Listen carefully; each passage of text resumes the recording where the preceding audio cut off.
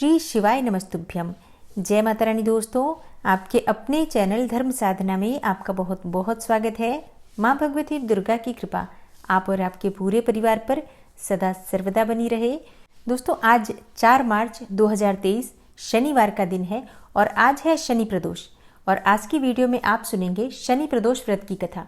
और हाँ, जैसे कि कई भक्तों के प्रश्न आए हैं कि उनका एकादशी का व्रत है और वो प्रदोष का भी व्रत करते हैं, तो पारण किस प्रकार से करना चाहिए।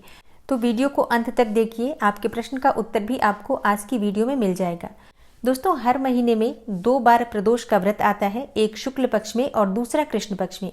और दोनों पक्षों की त्रयोदशी तिथि के दिन प्रदोष का व्रत धारण किया जाता है। जैसे कि कई भक्तों के प्रश्न आते हैं कि क्या त्रयोदशी तिथि के दिन ही प्रदोष का व्रत किया जाता है। तो जी हाँ, त्रयोदशी तिथि जिस दिन संध्या काल में व्याप्त होती है, प्रदोष काल में व्याप्त होती है, उसी दिन प्रदोष का व्रत किया जाता है। और प्रदोष काल में भगवान शिव और शक्ति की आराधना की जाती है। तो जो भक्त व्रत धारण करते हैं प्रदोष का, या फिर बिना व्रत किए भी पूजा आराधना करते हैं, देखिए, अगर आप लोग सुबह किसी भी कारणवश पूजा नहीं कर पाते हैं या बहुत थोड़ा समय मिलता है सुबह की पूजा के लिए, तो विशेष पूजा प्रदोष काल की होती है। संध्या काल में त्रयोदशी तिथि के दिन पूजा जरूर कीजिए। जरूरी नहीं है कि आप व्रत धारण करें, बिना व्रत किए भी पूजा कर सकते हैं। और हाँ, प्रदोष का व्रत जिस दिन पड़ता है उस दिन के अनुसार प्रदोष व्रत के नाम होते हैं। जैसे कि सोमवार के दिन जो प्रदोष व्रत आता है उसे सोम प्रदोष कहा जाता है। गुरुवार के दिन प्रदोष व्रत आता है तो उसे गुरु प्रदोष कहा जाता है। और उसी प्रकार से जब शनिवार के दिन प्रदोष व्रत आता है तो उसे शनि प्रदोष कहा जाता है। लेकिन प्रदोष व्रत में जो हम पूजा आराधना करते हैं भगवान भोलेनाथ की, उसकी विधि एक ही होती है। मतलब एक ही प्रकार से भगवान शिव और शक्ति की आराधना की जाती है, लेकिन कथा बिल्कुल अलग होती है और दिन के अनुसार प्रदोष व्रत के महत्व भी अलग होते हैं। तो जैसे कि अगर आप शनि प्रदोष का व्रत धारण करते हैं तो शनि दोषों से मुक्ति मिलती है। किसी भी प्रकार के बुरे ग्रह दोष होते हैं उनसे आपको मुक्ति मिलती है। इसके साथ ही रोगों से मुक्ति मिलती है। ऐसा कहा जाता है कि अगर आप शनि प्रदोष का व्रत धारण करते हैं तो असाध्य रोगों से भी मुक्ति मिल जाती है। किसी भी प्रकार की लंबी बीमारी से आप परेशान हैं तो प्रदोष का व्रत अगर शनिवार के दिन आता है तो आप पूजा आराधना जरूर कीजिए। अगर आप व्रत नहीं कर सकते हैं तो भगवान शिव और माता पार्वती की कृपा से शीघ्र ही आपको लंबी और असाध्य बीमारी से भी मुक्ति मिल जाती है। और संतान प्राप्ति के लिए शनि प्रदोष को सर्वाधिक श्रेष्ठ व्रत माना गया है। तो जिन दंपतियों को संतति सुख की कामना है, अभी तक आपको संतान की प्राप्ति नहीं हुई है, उन्हें शनि प्रदोष का व्रत अवश्य धारण करना चाहिए। और व्रत नहीं कर पाते हैं तो पूजा जरूर कीजिए। प्रदोष काल की पूजा विशेष महत्वपूर्ण है।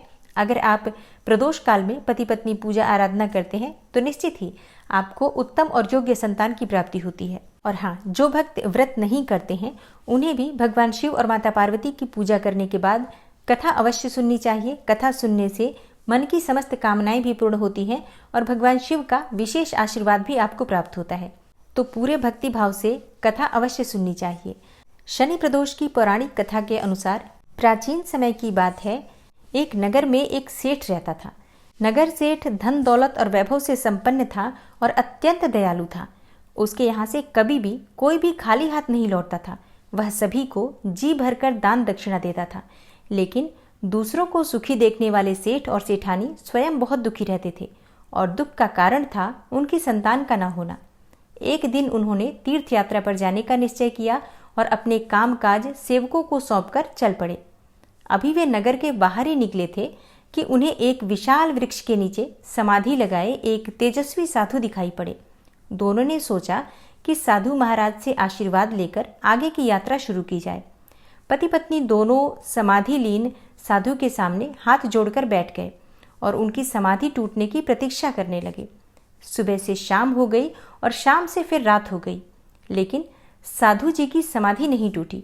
मगर सेठ पति पत्नी धैर्यपूर्वक हाथ जोड़कर बैठे रहे।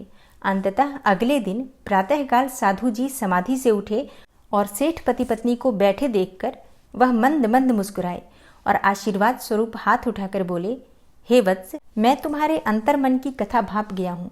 मैं तुम्हारे धैर्य और भक्ति भाव से अत्यंत प्रसन्न हूँ। साधु ने संतान प्राप्ति के लिए उन्हें शनि प्रदोष का व्रत करने को कहा। साधु ने कहा कि शिव पार्वती की पूजा शनि प्रदोष व्रत के दिन करने से और शनिदेव की पूजा करने से तुम्हें उत्तम और योग्य संतान की प्राप्ति होगी। साधु से आशीर्वाद पाकर और शनि प्रदोष की विधि जानकर सेठ सेठानी प्रसन्न मन से तीर्थ यात्रा की ओर निकल पड़े। तीर्थ यात्रा करने के बाद जब दोनों घर वापस लौटे तो साधु के बताए अनुसार नियम पूर्वक विधि विधान से शनि प्रदोष का व्रत करने लगे। इसके कुछ समय के बाद शनि प्रदोष व्रत के प्रभाव से सेठ की पत्नी ने एक सुंदर पुत्र को जन्म दिया। इस व्रत के प्रभाव से उनके यहाँ छाया अंधकार लुप्त हो गया। दोनों आनंद पूर्वक रहने लगे। तो जो भी भक्त सच्चे मन से भगवान शिव और शक्ति की आराधना करते हैं और शनि प्रदोष के दिन शनि भगवान की भी पूजा आराधना करते हैं तो निश्चित ही उनके मन की कोई भी कामना हो भगवान शिव, शक्ति और शनिदेव की कृपा से पूर्ण होती है। दोस्तों, इस बार शनि प्रदोष की तिथि प्रारंभ हो रही है 4 मार्च को, यानी कि शनिवार के दिन सुबह 11:43 पर, और तिथि समाप्त होगी रविवार के दिन यानी कि 5 मार्च को दोपहर में 2:07 पर। तो 4 मार्च को प्रदोष का व्रत हम धारण कर रहे हैं और 4 मार्च को पूजा का शुभ मुहूर्त होगा शाम को 6 बजे से रात्रि 8:30 तक। और जो भक्त एकादशी का व्रत धारण कर रहे हैं, मतलब अगर आपने 3 मार्च को एकादशी का व्रत धारण किया है और 4 मार्च को आप प्रदोष का व्रत भी करना चाहते हैं, तो ऐसे में पारण आप किस प्रकार से करेंगे। देखिए, सुबह जब आप स्नान इत्यादि करते हैं उसके बाद भगवान श्री विष्णु की विधि विधान से पूजा कर लीजिए और पारण का जो शुभ मुहूर्त है उसी समय में आपको थोड़ा सा तुलसी का पत्ता और गंगा जल लेना है अपनी दाहिने हाथ की हथेली पर और उसे निगल लीजिए। मतलब तुलसी के पत्ते को तोड़कर छोटा छोटा करके रख लीजिए अपने हाथ में और इसके साथ गंगा जल आप ले सकते हैं या फिर आप चरणामृत ले सकते हैं जो कि भगवान श्री हरि विष्णु का अभिषेक किया हुआ जल होता है, उसे ले सकते हैं और इसी से आप अपना व्रत खोल सकते हैं। क्योंकि शास्त्रों के अनुसार तुलसी पत्ता और भगवान श्री हरि विष्णु के चरणामृत को अगर हम ग्रहण कर लेते हैं तो हमारा एकादशी व्रत संपूर्ण माना जाता है। और इसके बाद आप प्रदोष व्रत का संकल्प ले सकते हैं और विधि विधान से भगवान शिव और माता पार्वती की पूजा आराधना कर सकते हैं। तो ध्यान रखिए, एकादशी व्रत का पारण करने के बाद ही आप प्रदोष व्रत का संकल्प ले सकते हैं, क्योंकि जब तक आप एक व्रत समाप्त नहीं करेंगे, एक व्रत को पूर्ण नहीं करेंगे, तब तक आप दूसरा व्रत प्रारंभ नहीं कर सकते हैं। तो पहले आप एक व्रत का पारण कर लीजिए, फिर आप हाथ धो लीजिए और उसके बाद से आप भगवान शिव की विधि विधान से पूजा आराधना करके व्रत का संकल्प ले सकते हैं। और अब कुछ बहुत जरूरी चीजें जिनका ध्यान आपको प्रदोष व्रत करते समय रखना है। देखिए, शनि प्रदोष है, कुछ चीजें अगर आप कर लेते हैं आज के दिन तो सभी प्रकार की जो परेशानियां हैं आपके जीवन में वो समाप्त हो जाएंगी। वो किसी भी प्रकार की परेशानी हो सकती है आपकी, लेकिन शनि प्रदोष का दुर्लभ संयोग जब प्राप्त होता है तो बड़ी परेशानियां जो होती हैं उनके समाप्त करने के लिए आप कुछ विशेष उपाय जरूर कीजिए। तो सबसे पहले तो जैसे कि आप भगवान शिव और शक्ति की आराधना करेंगे, उसके बाद घर के आसपास कहीं भी पीपल का वृक्ष हो तो वहां जाकर आपको एक पात्र में थोड़ा सा दूध, जल, काले तिल, अक्षत और थोड़ा सा शक्कर मिलाकर पीपल की जड़ में अर्पित करना है और लक्ष्मी नारायण का मन में ध्यान करना है। भगवान शनिदेव का अपने मन में ध्यान करना है और अपने पितरों का स्मरण करना है और विधि विधान से पीपल वृक्ष की पूजा आराधना करके एक दीप दान करके पीपल की परिक्रमा कर लीजिए। आप चाहे तो 7 बार कर सकते हैं, 11 बार कर सकते हैं और अगर समय नहीं है तो 4 बार भी पीपल की परिक्रमा कर सकते हैं। और हाँ, आप चाहें तो शाम के समय भी पीपल में दीप दान कर सकते हैं, लेकिन सुबह की पूजा अनिवार्य है क्योंकि शाम के समय जल नहीं अर्पित करना चाहिए पीपल में, लेकिन दीप दान आप शाम को भी कर सकते हैं। और अगला कार्य आपको करना है, जब आप भगवान भोलेनाथ की पूजा आराधना कर रहे हैं, शिवलिंग की पूजा कर रहे हैं, तो आपको शमी पत्र अगर मिल जाता है तो शमी के पत्र अवश्य भगवान शिव को अर्पित कीजिए। और इसके साथ ही अगर आपको पुष्प भी मिल जाते हैं शमी के, तो जरूर आज के दिन आपको शिवलिंग पर अर्पित करना चाहिए। काले तिल पूजा में जरूर शामिल कीजिए। आज काले तिल शिवलिंग पर अर्पित करने से किसी भी प्रकार के ग्रह दोषों से मुक्ति मिल जाती है।